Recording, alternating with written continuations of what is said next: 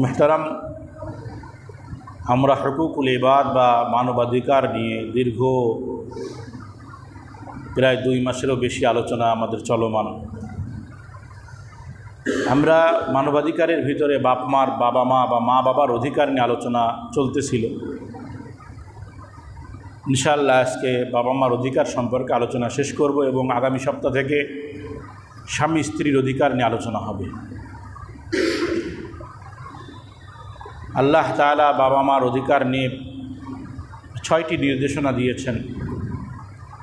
এছাড়াও বাপ মার খেদমতকে হাদিসের আলোকে বাপ মার খেদমতকে ফরজে কেফায়া ইবাদত থেকেও গুরুত্ব দেওয়া হয়েছে। ফরজে কেফায়া, ফরজে আইন না। ফরজে আইন যেমন নামাজ, রোজা, হজ, যাকাত, এগুলো ফরজে আইন, যখন ফরজ হবে এটা করতেই হবে। আর ফরজে কেফায়া যেটা একদল করলে ফরজ আদায় হয়ে যায়। তো বাপমার খেদমত এবং বাপমার অনুগত্য ফরজে কেফায়া ইবাদত থেকেও গুরুত্বপূর্ণ। বাকি বাপমার অনুগত্য যদি আল্লাহর নাফরমানির ক্ষেত্রে কোনো আদেশ আসে, সেক্ষেত্রে এই অনুগত্য করার অনুমতি শরীয়ত দেয় না। বাকি বাপমার সাথে এই বিষয়ে খারাপ আচরণ করার অনুমতি শরীয়ত দেয় না। সাহিবুহুমা ফিদ দুনিয়া মারুফা, যে দুনিয়াতে তাদের সাথে ভালোভাবে বসবাস করতে হবে, অনুমতি নেই যে তুমি কেন আমাকে নাফরমানির কথা বললা, কেন আমাকে অন্যায় কাজ করার কথা বললা, এই জন্য তোমাদের সাথে কোনো সম্পর্ক নেই। কুফরির কারণে বা এই ধরনের নাফরমানির কারণে ভাইকে দূরে রাখা যেতে পারে, বোনকে দূরে রাখা যেতে পারে, বন্ধুর সাথে সম্পর্ক ছিন্ন করা যেতে পারে। কিন্তু বাপমা এমন এক সম্পদ, এমন এক নিয়ামত, এই সম্পর্ক ছিন্ন করার কোনো অনুমতি নেই। বাপমার কষ্ট, বাপমার বদদোয়া খুব ভালো করে মনে রাখা দরকার। বাপমার জবান থেকে বদদোয়া আসার কোনো প্রয়োজন নেই। বাবা মা কষ্ট পেয়েছে, কিন্তু মুখ দিয়ে সে আপনাকে বদদোয়াও দেয় নাই, আপনার ব্যাপারে কোনো খারাপ কথাও বলে নাই, কিন্তু দিলে কষ্ট লাগছে। শুধু ওই কষ্ট লাগাটাই আপনার জীবনকে বরবাদ করে দিবে। আমাদের উস্তাদ বলতেন বয়ানের ভিতরে, যে ব্যবসায় মন্দা ভাব দেখা দিছে, তো বাপ মা বেঁচে থাকলে দৌড়ায় চলে যাও, যে তাদের কাছে বলো আমার ব্যবসার খুব মন্দা ভাব, আপনারা দোয়া করেন। যদি মনে হয় যে তাদের ভিতরে আমার পক্ষ থেকে কোনো কষ্ট আছে, তো পা ধরে মাপ চাও। শুধু মাপ না, কি ধরে? পা ধরে মাপ চাও। ওটা সম্মানের। বাবা মার পা ধরে মাপ চাওয়া এটা সম্মানের। অন্য কারোর পা ধরে মাপ চাওয়াটা কি? দুর্বলতা, হীনতা। যেমন অমুকে পা ধরে মাপ চাইছে, কিন্তু বাবা মার পা ধরে মাপ চাওয়াটা এটা সম্মানের জিনিস। তো ব্যবসায় লস খাইছো, ব্যবসার বরকত হইতেছে না, অথবা ব্যবসা বাণিজ্য বাদেই অন্য কোনো কর্মক্ষেত্রে বড় বিপদ আসতেছে বারবার, তো দৌড়ায় বাপ মার কাছে চলে যাও। যদি মনে হয় বাপ মা কষ্টে আছে, ক্ষমা চাও। আর যদি মনে হয় না, তাহলে তাদের কাছে দোয়া চাও। মানুষ উল্টা করে, কি করে? দৌড়ায় মসজিদে আসে ইমাম সাহেবের কাছে দোয়া চাইতে। আগে একদিন আলোচনা করছি না এই বিষয়ে? দৌড়ায় যাবে, হুজুর ব্যবসার অবস্থা ভালো না, আপনি তো দোয়া করে দেন। খুব ভালো করে মনে রাখবেন, যে দিলের মধ্যে গেঁথে নেন, আমি মৌলবী মানুষ, আপনার জন্য দোয়া করব, আমার দোয়া কবুল হতেও পারে, নাও হতে পারে। কিন্তু আপনি এমন এক সন্তান, আপনার বাবা মা যেমনই হোক, শুধু যদি মুমিন হয়, কেন দোয়া কবুল হওয়ার জন্য আবার মুমিন শর্ত তো। আপনার বাবা মা যেমনই হোক মুমিন, আপনার জন্যে হাত তুললেই কবুল হয়ে যাবে। তো দুয়ার জায়গা বাড়িতে, আসল পীর সাহেব বাড়িতে বসে আছে, আর সবাই এসে দোয়া চায় কোন জায়গা, হুজুর আপনি একটু দোয়া করে দেন। আর এই দোয়া করলে তো আমাকে ব্যবসায় লস হবে না। হুজুরের কাছে আগে দোয়া চাতাম, 200-500 টাকা হাদিয়া দিত, এখন এই ওয়াজ করলেই তো আমাদের ব্যবসা চলে যায়। হ্যাঁ, বড়দের কাছে দোয়া চাওয়া যেতে পারে, কোনো সমস্যা নেই, কিন্তু আল্লাহর বুজুর্গ আছে, দোয়া চান, দোয়ার জন্য হাদিয়া দেওয়া জরুরি। বিশেষ করে মরা ব্যক্তিদের জন্য যদি কোনো সময় দোয়া চান, খবরদার পকেট আর দেবেন না, জায়েজই নাই দেওয়া, জায়েজই নাই, নেওয়া তো জায়েজ নাই, আপনার দেওয়াও জায়েজ নাই। যেমন আব্বা আম্মা মারা গেছে, যদি দোয়া করেন 500 টাকা হাতে দিলেন না, আপনার দেওয়াও যেমন জায়েজ নাই, আর মৌলভী সাহেবের নেওয়াও কি নাই, জায়েজ নাই, স্পষ্ট হারাম। মৃত ব্যক্তির জন্য কোনো আমল করা, হ্যাঁ ব্যবসা বাণিজ্য বন্ধ যাচ্ছে, দোয়া চাইলেন, সেইখানে হাদিয়া দিলে এটা হাদিয়া, ও আলাদা ব্যাপার, ওটা স্বাভাবিক, কোনো সমস্যা না। তো ওই হাদিয়াটা না দিয়ে বাপ মার জন্য সুন্দর ফল টল কিনে নিয়ে যান, বাবা মা যদি বেঁচে থাকে, তাদের পছন্দের জিনিস কিনে নিয়ে যায়া এরপরে পা ধরেন, পা ধরে শুধু কপালে ঠেকানো যাবে না, কারণ অন্য কারণে শিরকের হয়ে আছে, বুকি লাগান, জাম্মা বড় বিপদে আছি দোয়া করেন, আব্বা বড় বিপদে আছি দোয়া করেন। বাবা মা অনেক সময় ভুল বুঝে আঘাত করতে পারে, মুখে টু শব্দ করা যাবে না, উল্টা আবার মাপ চাইতে হবে, আসলে কোনো অন্যায় না, তারপরও আব্বা বুঝে নাই, মা বুঝে নাই, মার লাগাই দিচ্ছে। ছেলে বড় হলে বাপ মারা হচ্ছে, বাচ্চাদের গায়ে হাত দিতে চায় না, বড় হয়ে গেছে, বাবা মার জবান থেকে বদদুয়া আসা লাগে না, দিলের ভিতরে ব্যথা আসলেই ওটা সন্তানের জন্য গজবে পরিণত হয়। শাহর ইবনে হাওশাব রাহিমাহুল্লাহ, ইমাম বুখারীর একটা কিতাব আছে আদাবুল মুফরাদ, আমরা তো মনে করি শুধু বুখারী শরীফের একটা আছে, আর মনে হয় নাই, ইমাম বুখারী অনেক কিতাব লিখছেন। হ্যাঁ, হাদিসের জগতে একটা স্বীকৃত কিতাব হয়ে গেছে বুখারী, সহিহ বুখারী, আল জামিউস সহিহ কিতাবের নাম, কিতাবের নাম বুখারী না, লেখকের নাম বুখারী, এই জন্য ওটা বুখারী হয়ে গেছে। আসলে কিতাবের নাম কি? আল জামিউস সহিহ। ওনার আরেকটা কিতাব আছে আদাবুল মুফরাদ, ওখানে একটা ঘটনা আসছে, শাহর ইবনে হাওশাব রাহিমাহুল্লাহ আসরের নামাজ পড়তে যাচ্ছেন, তা আসরের নামাজে উনি যাওয়ার আগে কবরস্থানের পাশ দিয়ে যাইতেছে, তো হঠাৎ দেখে একটা কবর থেকে একটা মানুষ উঠেছে, যার চেহারাটা গাধার মতো আর বাকি শরীরটা মানুষের মতো, 3 বার গাধার মতন চিৎকার করছে, করে আবার কবরে চলে গেছে। শাহর ইবনে হাওশাব তাবেঈ বা তাবেই হবে। উনি পরেশান হলেন যে এত বড় গজব আসলো কী করে এই লোকের উপরে, যে কবরের ভিতরে তাকে তো আজাব দেওয়াই হচ্ছে, বাকি দুনিয়াতে তার আজাবটা একবার দেখানো হচ্ছে, যে গাধার মতন চিৎকার করতেছে 3 বার, এরপরে আবার কবরে চলে যায়। তো উনি খোঁজ নিলেন এটা কবর কার, খোঁজ খবর নিয়ে জানতে পারলেন একটা মাদপ্য ব্যক্তি, মাতাল যুবক, মদ খাইত, মদ গাঞ্জা খায় বাড়িতে আসলো, আর বাড়িতে আসলে তো বাপ মা সহজে ছেড়ে দেবেনি, তার মা ছিল, তো যখনই বাড়িতে বাতাল হয়ে আসতো তো মা রাগঝাক করতো, ঝগড়াঝাটি করতো, তাড়া দিত, এই মদ খেয়ে আইসো, মাতাল হয়ে আইসো, যারা যেমন বলে থাকে। তো একদিন এই যুবক মায়ের এই তাড়া আর সহ্য করতে পারে না, যেহেতু মাতাল, মাথা ঠিক নেই, তো বলে বসছে, এই মা তুমি গাধার মতন চিৎকার করো কেন? মাকে কি বলছে?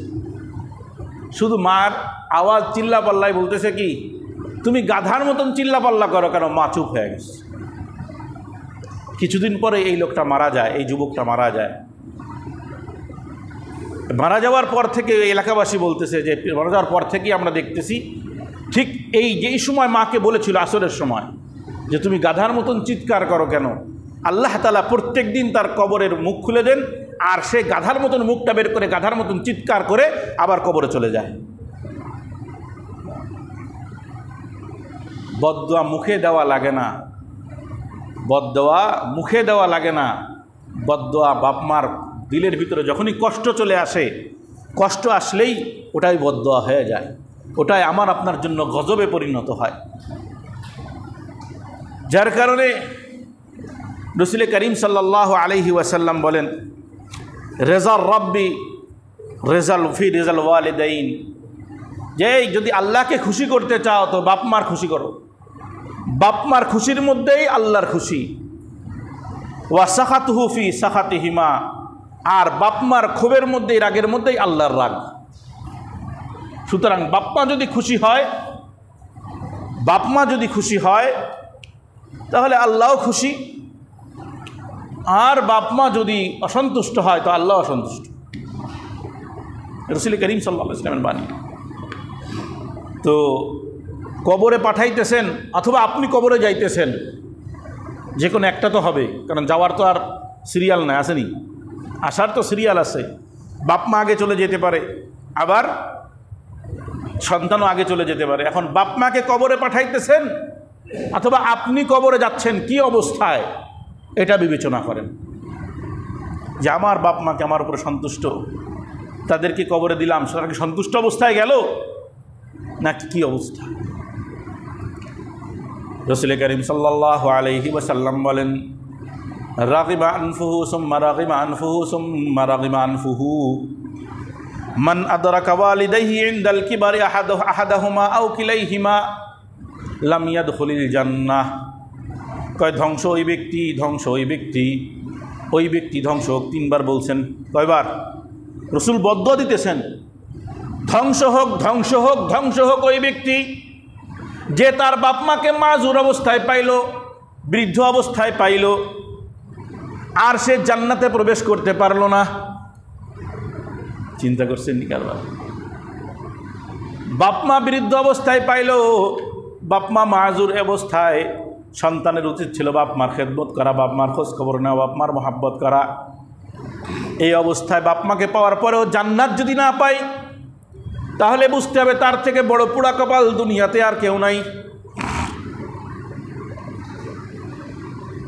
বুখারী শরীফের হাদিসের মধ্যে রাসূল করিম সাল্লাল্লাহু আলাইহি ওয়াসাল্লাম বলেন, ইন্নাল্লাহা হাররামা আলাইকুম উকুকাল উম্মাহাত, আল্লাহ তাআলা তোমাদের জন্য হারাম করে দিয়েছেন মাদের অবাধ্য হওয়া। মার অবাধ্য হইও না, মার অবাধ্য হইও না।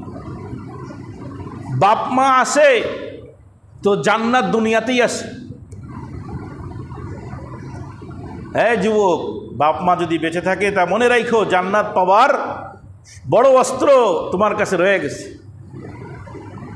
রাসূল করিম সাল্লাল্লাহু আলাইহি ওয়াসাল্লাম বলেন, এক হাদিসে তো আসছে যে মায়ের পায়ের নিচেই সন্তানের বেহেশত, তাই না? পূর্বক বাক্য এটাই এইভাবে আছে এবং এটা হাদিস। আর এক হাদিসের মধ্যে মুআজামুত তাবরানী কাবীর, মুআজামুল কাবীর লি তাবরানী, এখানে আসছে আল জান্নাতু তাহতা আরজুলিহিমা, সন্তানের জান্নাত বাপ মার পায়ের নিচে। অর্থাৎ পায়ের নিচে বলতে পা টিপতে হবে বসে বসে, দেন। অর্থাৎ বাপ মার অধীনতা, বাপ মার গোলাম বনে যাও। বাপ মার গোলাম এমনভাবে বনে যাও কেমন যেন বাপ মা চাইলেও আমাকে বিক্রি করতে পারে। বাপ মার খেদমতের ফজিলত কত! সময় আছে গল্প শোনাবো না? গল্প শোনাবো না, শুধু ঘটনার ইশারাটা আপনাদেরকে দেই। আপনারা অনেকেই জানেন বাপ মার ওয়াজ আসলে সবাই এই ওয়াজটাই করে, এই জন্যই শুধু ইশারা দিতেছি। আবার এই সম্পর্কে কিছু মিথ্যা বানোয়াট গল্প আছে, আমি আপনাদেরকে সঠিকটা শোনাইতেছি। ইয়ামানের কর্ণ অঞ্চলে একজন আল্লাহর ওলি ছিল, বুজুর্গ ছিল, ওয়াইস আল কারনি। অনেক ঘটনা শুনছেন না, কত কিছু আসেই নার ব্যাপারে। সহি যতটুকু হাদিস আছে ততটুকু আপনাদেরকে শোনাইতেছি, হাদিসে যতটুকু আছে। ইয়ামান অঞ্চলে সাহাবা একরাম যাইতেন, মুসলমানরা যাইতেন, সেখান থেকে উনি রসুলের কথা শুনছে। শুনেই রসুলের প্রতি এমন মহাব্বত তৈরি হয়েছে যে রসুলের প্রতি ঈমান আনলেন। সাহাবাদের থেকে শুনে কোরআন মুখস্থ করছে, কিন্তু দিলের একটা আফসোস যে এক নজর রসুলকে দেখবেন,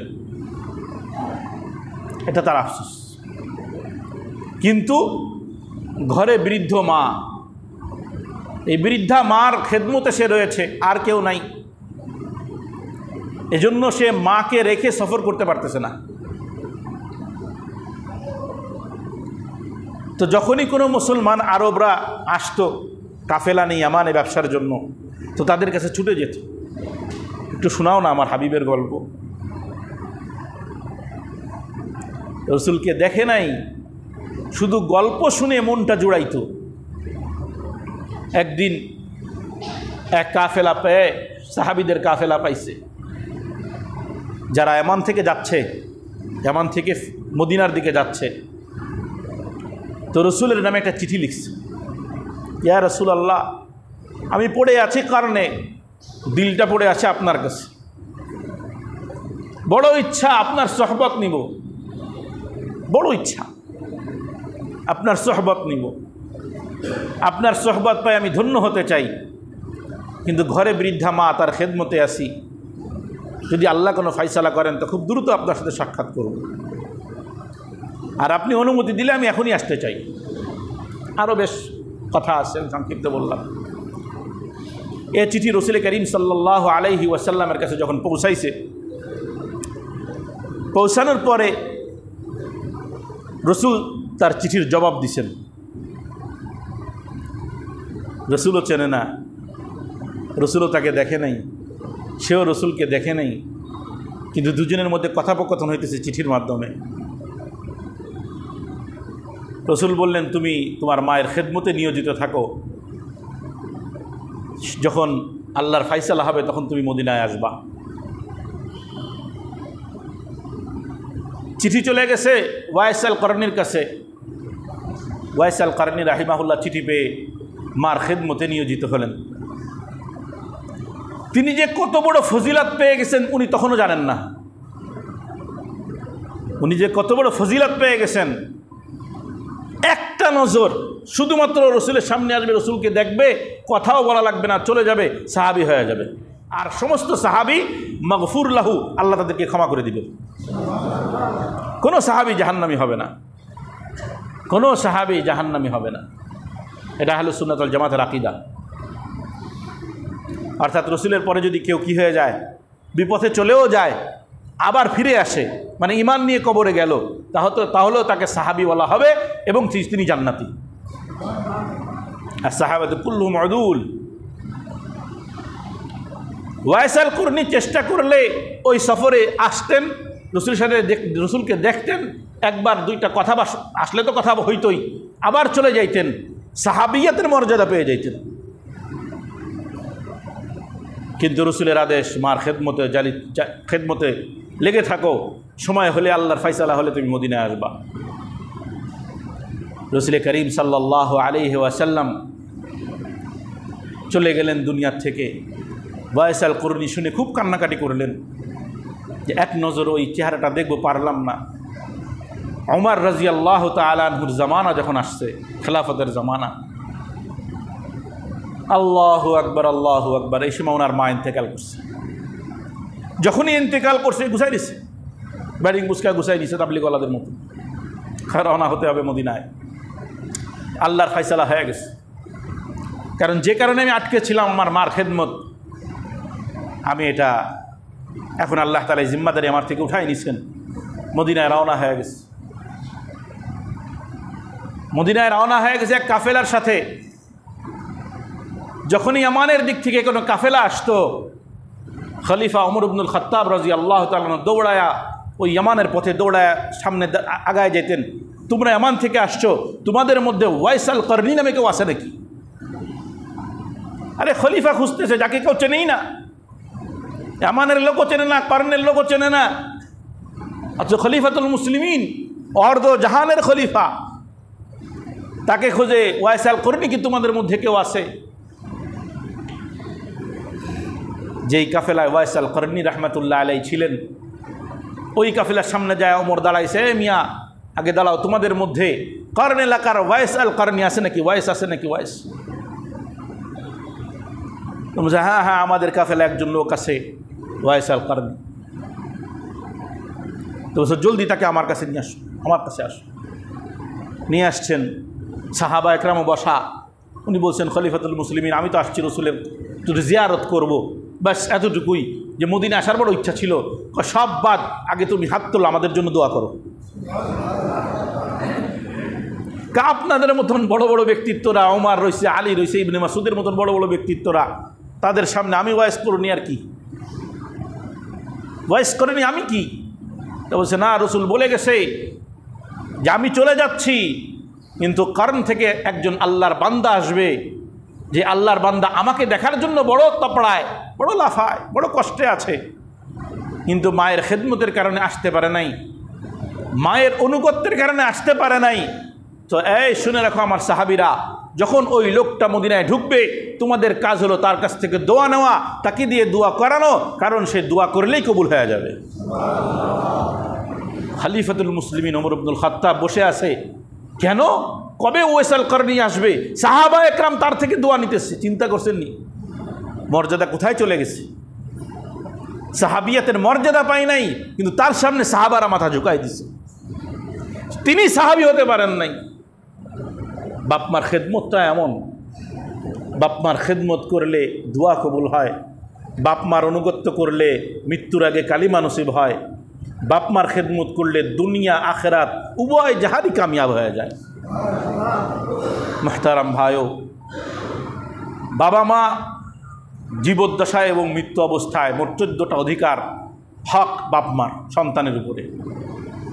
এই 14টা হক আদায় করতে হবে।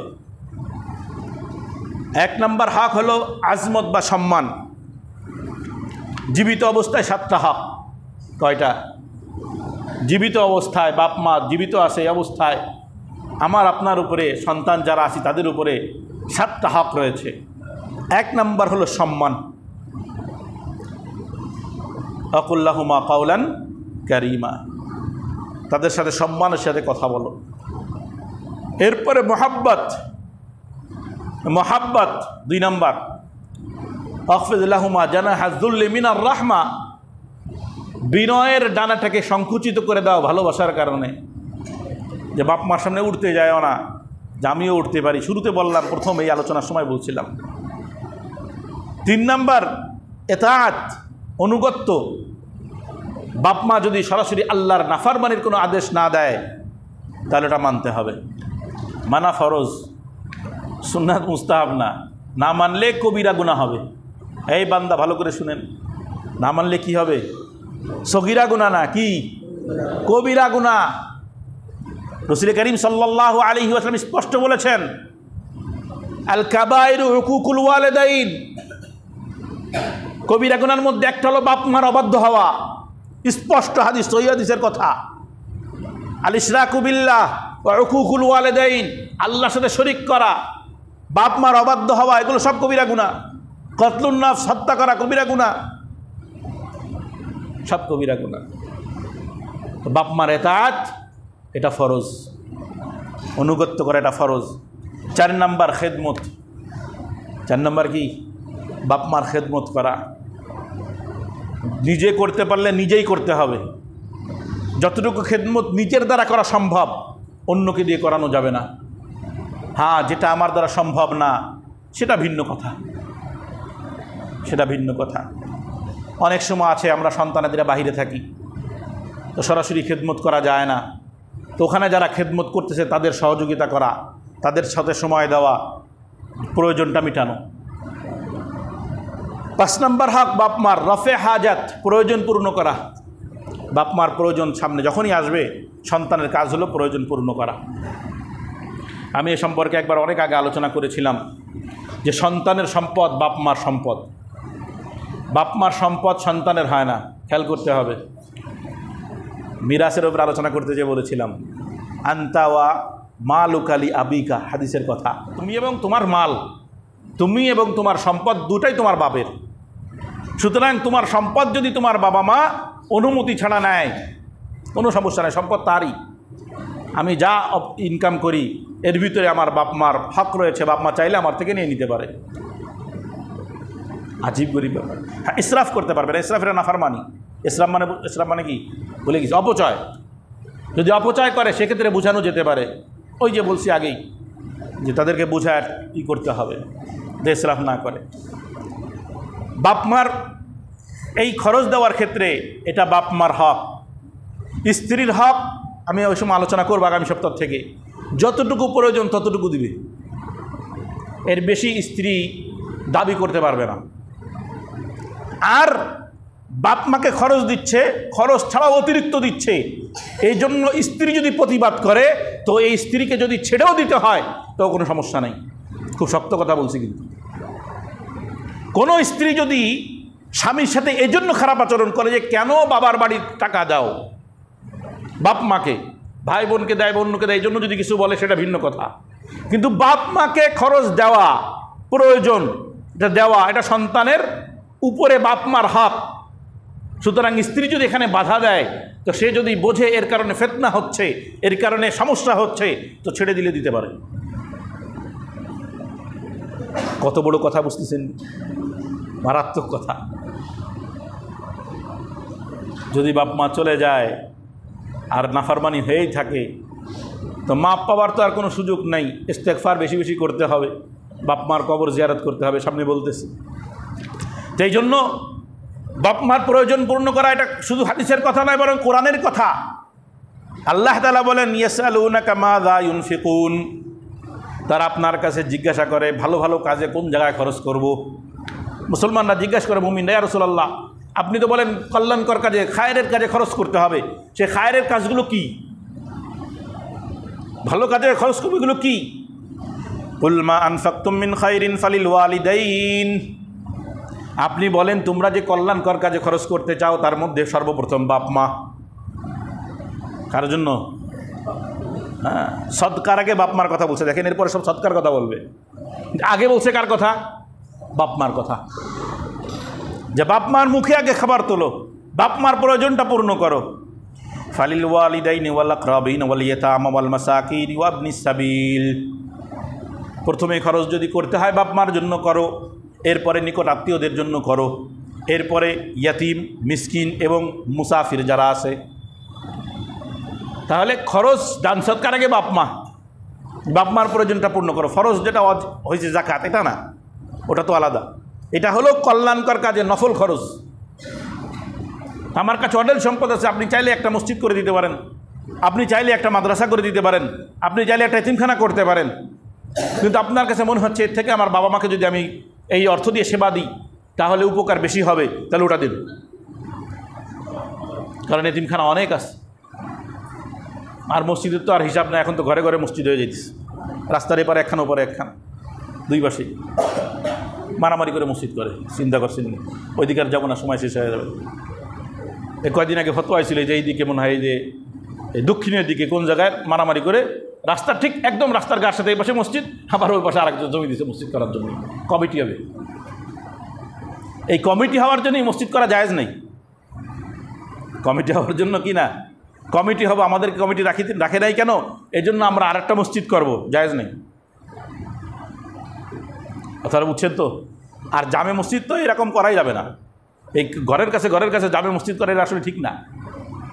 কেন্দ্রে কেন্দ্রে জামে মসজিদ হওয়া উচিত, যেখানে মানুষজন জমা হয় বেশি। তো যাই হোক, তো এই জন্য আল্লাহ বলে দিলেন খরচ কার জন্য? আগে বাপ মার জন্য। আর সন্তান, রাসূল কারীম সাল্লাল্লাহু আলাইহি ওয়াসাল্লাম বলতেছেন, এই সন্তান খেয়াল করেন, সব শুধু বউর পিছনে খরচ করে। আর যদি বউ টের পায় যে স্বামীতে মানি অর্ডার করছে অথবা কি বিকাশ করছে বাপ মারে, সুবহানাল্লাহ, ওই দিন রাতে আর বাদ জোটে না কপালে। আছে না এরকম? বাস্তব কথা কইতেছি। আমার একটা দেখা, কোনো এক সময় এক জায়গায় থাকতাম, আমি বলবো না এখন অনেকে চেনে কিনা, এই জন্য এক জায়গায় থাকতাম, তো কি একটা শীতের কাপড়টা কি একটা কিনে পাঠাইছে, সুবহানাল্লাহ, ঝগড়াঝাটি হয় নাই। পরে আমার আহলিয়ার কাছে গল্প দিতেছে খুব গর্ব করে যে বাপের বাড়ি এই কিনে দিছে, আমিও একটা কত জানো 3000 না 6000 টাকা দিয়ে একটা এই কিনে নিয়ে আইছি। বুঝতেছেন নি? আল্লাহু আকবার। ওটা ছিল হক, আর এটা ইসরাফ, অপচয়। বউ জেদ ধরে যার একটা কিনে নিয়ে আসে, তুমি তোমার মার এটা দিলা কেন? এবার বউ জেদ ধরছে আমার ওইটা দেওয়া লাগবে, তো ওই মাকে ওটা দেওয়া ছিল কি অধিকার, মায়ের অধিকার। আর স্ত্রী এখন যেটা নিতেছে এটা হলো অপচয়। সন্তানের সম্পদ, বললাম না বাপের অধিকার রয়েছে, শুধু কেমন অধিকার, অনুমতি ছাড়া নিতে পারবে, এত অধিকার। রাসূল কারীম সাল্লাল্লাহু আলাইহি ওয়াসাল্লাম বলেন, ইন্না আতয়াবা মা আকালার রাজুলু মিন কাসবিহি, মানুষের সর্বোত্তম রিজিক হলো ওটা যেটা সে নিজে হাতে ইনকাম করে খায়। খেয়াল করবেন, নিজে উপার্জন করে খায়, অন্যের উপরে নির্ভরশীল না, নিজে উপার্জন করে। এই নিজে উপার্জন করে যেটা খায় এটা হলো সর্বোত্তম খাবার, সর্বোত্তম রিজিক। এরপরে আসল কথা, ওয়া ইন্না ওয়ালাদাহু মিন কাসবি, আর ওই ব্যক্তির সন্তান তার উপার্জনের অন্তর্ভুক্ত। খেয়াল করছেন নি? অর্থাৎ আমি আমার যে সম্পদ এবং আমি সব আমার বাবার উপার্জন, সুতরাং আমার বাবা চাইলে আমার থেকে সব নিয়ে নিতে পারে। হাদিসের কথা। 5 নম্বর গেল রাফে হাজাত, বাপ মার প্রয়োজন পূর্ণ করা জীবিত অবস্থায়। 6 নম্বর ফিক্রে রাহাত, 6 নম্বর হলো বাবা মার আরামের ব্যবস্থা করা। আমার সাধ্য অনুযায়ী চেষ্টা করতে হবে যে বাবা মা যেন শেষ জীবনে, কেননা এটা তার অধিকার। কেন? হাজারো কষ্টের মধ্যে আমি যখন মাহুর ছিলাম, ছোট ছিলাম, কিছুই করতে পারতাম না, আমার আরামের ব্যবস্থা আমার বাপ মা করছে, আরামের ব্যবস্থা করছে। নিজেরা খুব কষ্ট করছে সন্তান যেন ভালো থাকে, ভালো খায়, ভালো পড়ে, আরামে থাকতে পারে, সে ব্যবস্থা তারা তাদের সাধ্য অনুযায়ী করছে, সাধ্যের বাহিরেও করছে না? এই যুবক যারা এখন বাপ মা হয়েছেন, ওই যে কোলের বাচ্চাটাকে সামান্য একটু সর্দি লাগছে, কি প্রেশান, তাই না? হায় প্রেশান, কি যেন হয়ে যায়, আয় হায়। আচ্ছা, এটা স্বাভাবিক ব্যাপার। ডাক্তারের কাছে এলে ডাক্তার না কোনো তেমন, এটা ওষুধ খাওয়া দাও, যাও, কিছুই হয় না। ডাক্তারের কাছে এটা কিছুই না। আর বাপ মা হায় হায়, কি যেন হয়ে যায়, কি যেন হইল, কি প্রেশান, ভাত মুখে ঢোকে না, খিদাও লাগে না, টেনশনে, শুধুমাত্র সন্তান অসুস্থ। তো ওই বাপ মা যখন বয়স্ক হয়ে গেল, বৃদ্ধ হয়ে গেল, সে যেন আরামে থাকতে পারে, যেভাবে আমাকে আরামে রাখছে তার থেকেও বেশি যেন সে আরামে থাকতে পারে, এই ব্যবস্থা সন্তান করবে। আর 7 নম্বর হলো দূরে থাকলে মাঝে মধ্যে বাপ মার সাক্ষাৎ করা। চলে আসি, গেছি ঢাকায় চাকরি করি, আর বছরের পর বছর খবর নাই, বা ছোটো ভাই তো আছে দেখে, বা বড় ভাই তো আছে, ও তো দেখতেছে, আমি চাকরি চেয়ে যাই কী করে, হয় না? না, সুযোগ পেলেই আসো, বাপ মাকে দেখে যাও। কারণ বাপ মার কাছে আসলেই বাপ মা খুশি হয়ে যায়, আর বাপ মার খুশির নজর যখন সন্তানের উপরে পড়ে, ও সন্তান দুনিয়া আখিরাত কামিয়াব হয়ে যায়। এই জন্য যখনই সুযোগ হবে, আমি সরাসরি খিদমত করতে পারি না, অনেক দূরে থাকি, ঠিক আছে আলহামদুলিল্লাহ, তো মাঝে মধ্যে আসো, দেখা করে যাও, সাক্ষাৎ করে যাও, জিয়ারত করো। এটা ছিল জীবদ্দশার 7টি হক।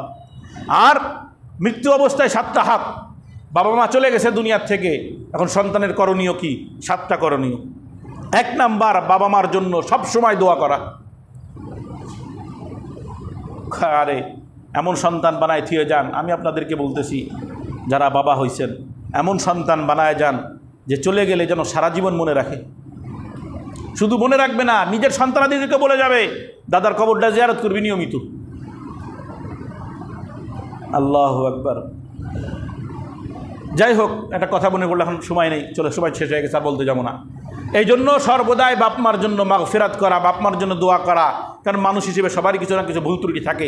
যখনই হাত তুলতে হবে, রব্বিরহামহুমা কামা রাব্বায়ানি সগীরা, ও মাওলা আমার বাপ মাকে সেইভাবেই তুমি আগলে রাখো যেভাবে আমাকে একেবারে ছোট অবস্থায়, অল্প অবস্থায় আমার বাপ মা আমাকে আগলে রাখছিল। রহমতের দোয়া করো, মাগফিরাতের দোয়া করো সর্বদাই।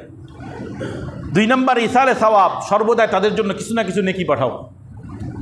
নামাজ পড়তে আসছে মসজিদে, নামাজ হয়ে গেছে, সুন্নাত হয়ে গেছে, তাড়াহুড়া নাই, কোনো ব্যস্ততা নাই, তো 2 রাকাত নামাজ পড়ো। আল্লাহ এই 2 রাকাত নামাজ তুমি আমার আব্বা আম্মার কবরে পৌঁছায় দাও। কোনো কাজ নেই, বসে আছেন, একটু কোরআন তেলাওয়াত করেন, আল্লাহ আমার আব্বা আম্মার জন্য কোরআন তেলাওয়াত করে দিলাম। আরও বেশি ব্যস্ততা এসে গেছে, ঠিক আছে, মুখে মুখে জিকির করেন, সুবহানাল্লাহ, আলহামদুলিল্লাহ, লা ইলাহা ইল্লাল্লাহ, জিকির করেন। আল্লাহ যে জিকির করতেছি সব কি? আমার বাপ মার জন্য।